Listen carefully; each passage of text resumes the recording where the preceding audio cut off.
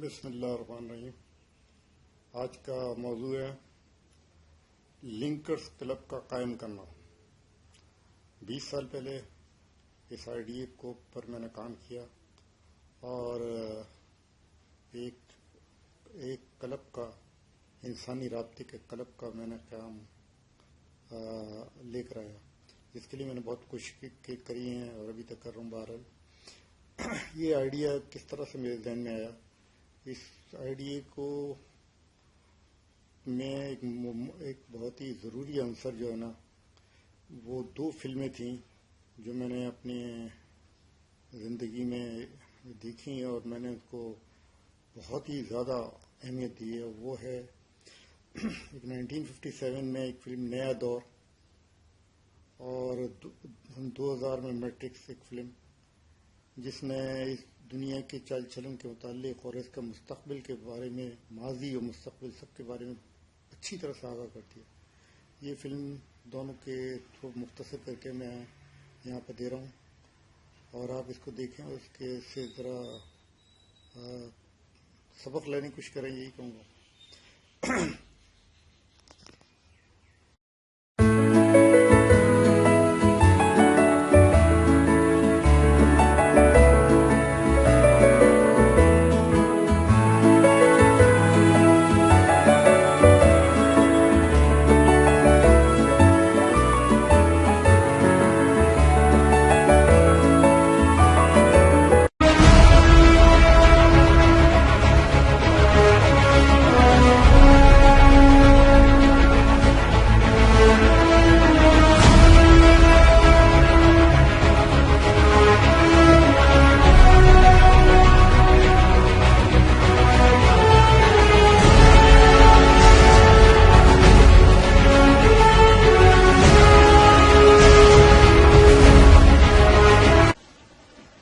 बात कड़वी है मगर सच तो यही है।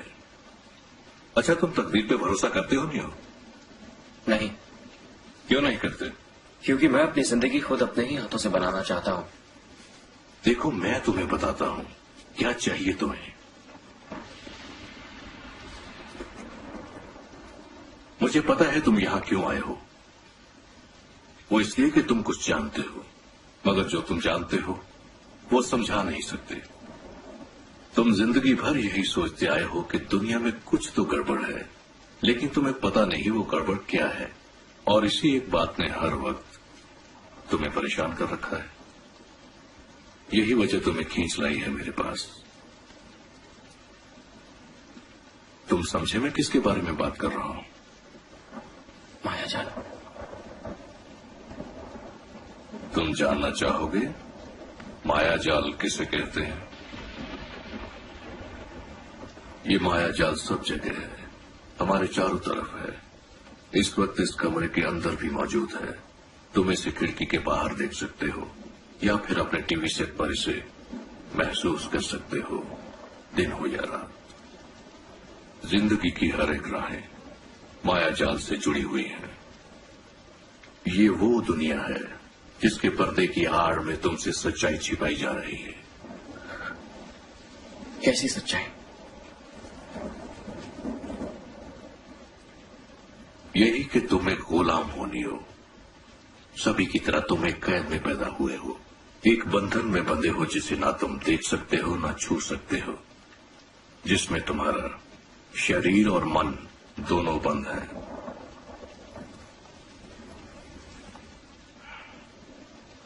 बदकिस्मती से मायाजाल का मतलब किसी को समझाया नहीं जा सकता।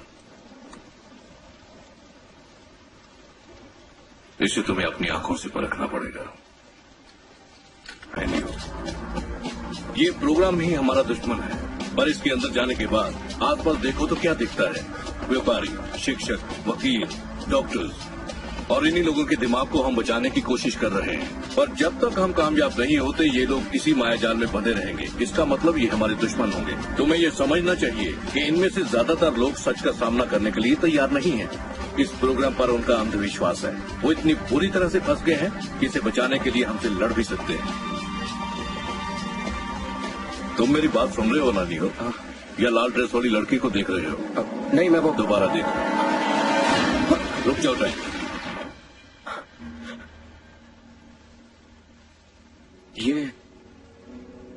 ये मायाजाल नहीं है? नहीं, ये प्रोग्राम तुम्हें एक फर्क समझाने के लिए बनाया गया है कि तुम हम में से एक हो या इनमें से एक। ये लोग कौन है? ये सजीव कंप्यूटर मशीनें हैं जिन्हें होश है, जो किसी भी प्रोग्राम में घुस सकते हैं, किसी का भी रूप धारण कर सकते हैं। इसका मतलब ये हुआ वो किसी के भी दिमाग में घुस सकते हैं। हमेशा याद रखना लियो कि माया जाल के अंदर हर अजनबी हमारा दुश्मन है। हम बचने के लिए उनसे भागते रहते हैं, उनसे छिपते रहते हैं, मगर वो माया जाल के पहरेदार हैं। सारी चाबियां उनके पास हैं, वो सारे दरवाजों पर मौजूद है। मतलब आज नहीं तो कल हम में से किसी को लड़ना ही पड़ेगा। क्या मतलब? मैं तुमसे झूठ नहीं बोलूंगा नियो। हर वो इंसान जिसने उनका मुकाबला किया है, जिसने मशीनों के खिलाफ बगावत की है, खत्म हो गए। वो सब हार गए। तुम जीतोगे। दिमाग में डाल सकते हैं, जैसे कपड़े, मशीनें, हथियार और हर तरह की ट्रेनिंग। वो सारी चीजें जो तुम्हें चाहिए। मतलब हम एक कंप्यूटर प्रोग्राम के अंदर हैं? क्यों तुम्हें यकीन नहीं होता? तुम्हारे कपड़े अलग हैं, तुम्हारे हाथ और सिर के तार नहीं हैं, तुम्हारे बाल भी अलग हैं। तुम्हारे इस रूप को हम काल्पनिक रूप कहते हैं।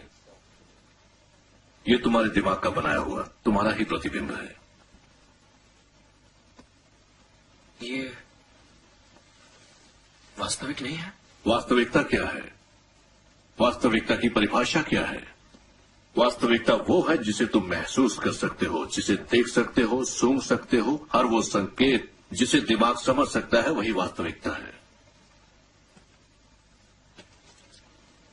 नियो, तुम उस दुनिया से वाकिफ हो जो कभी 20वीं शताब्दी की हुआ करती थी,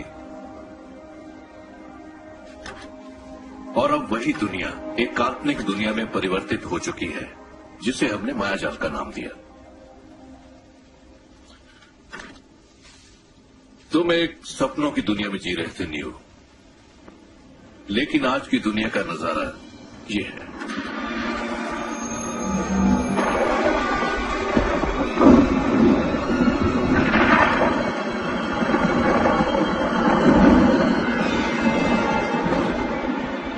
वास्तविक दुनिया के रेगिस्तान में तुम्हारा स्वागत है। हमें तो सिर्फ इतनी ही जानकारी मिली है कि 21वीं शताब्दी की शुरुआत के दरमियान सारी मानव जाति एक साथ मिलकर कृत्रिम बुद्धि वाली कंप्यूटर मशीनों के निर्माण की खुशियां मना रहे थे, लेकिन उन्हें पता नहीं था कि इसका अंजाम क्या होगा। क्या कृत्रिम बुद्धि वाले कंप्यूटर्स? एक अकेली शक्तिशाली मशीन ने कई मशीनों की सेना खड़ी कर दी थी, और उसके बाद इंसान के साथ मशीनों की जंग शुरू हुई। इस जंग में मशीनों की जीत हुई, लेकिन सूरज की शक्ति उन्हें नसीब नहीं हुई। उस वक्त वो मशीनें शक्ति के लिए सूरज की ऊर्जा पर निर्भर करती थी, वो बेशुमार ऊर्जा।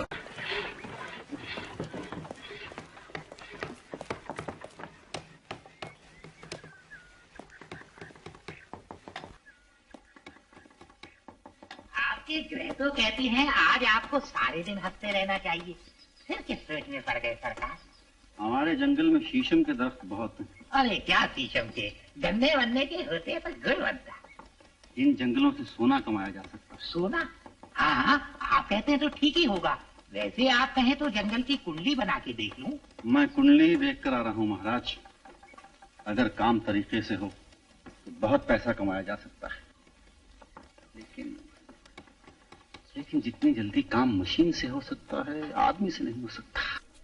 जुम्मा दादा, मनसाराम, रामू, श्यामू, चौहान, भोलू, भोंचू, दुबे, सब कारखाने वाले एक तरफ खड़े हो जाओ। ए राम सरकार। जुम्मा दादा, ऐसा लगता है कुछ तनख्वाह भी बढ़ने वाली। हाँ रामू, मालिक ने चाहा तो। सुनो भाइयों, बात यह है कि कारखाने में आ गई मशीन। इस बात से इतने आदमियों की कोई जरूरत नहीं रही। मशीन चलाने वाले शहर से बुलाए गए हैं, क्योंकि वही काम कर सकते हैं। इसलिए आज से आप सब लोगों को काम पर से अलग किया जाता है। क्या सबको छुट्टी?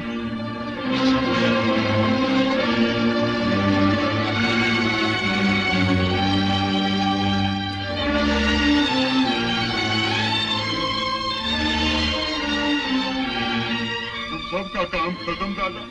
ये क्या हुआ जुम्मा दादा? ये आप क्या बोल रहे हैं मुंशी जी? जो छोटे बाबू का हुक्म है वो ही आधे आधे महीने की तनख्वाह सब लोगों को मिल जाती। मनीम जी जरा मेरी बात तो सुनिए। छोटे बाबू आ रहे हैं। अरे मुनीम जी, सरकार तुमने इनके पैसे नहीं दिए क्या? अभी दे रहा हूँ सरकार, अभी देता हूँ।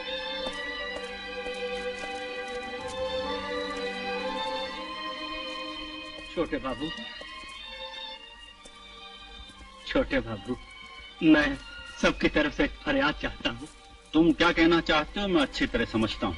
मैं खुद तुम लोगों को अलग नहीं करना चाहता, लेकिन क्या बताऊं, मजबूरी। हमसे ज्यादा मजबूरी है आपकी छोटे बाबू। जुमा दादा, तुम समझदार आदमी हो। मशीनों के होते हुए तुम लोगों को मुफ्त की तनख्वाहें देनी पड़ जाएंगी। भला तुम मेरा नुकसान चाहोगे क्या? नहीं नहीं छोटे बाबू, जिस कारखाने को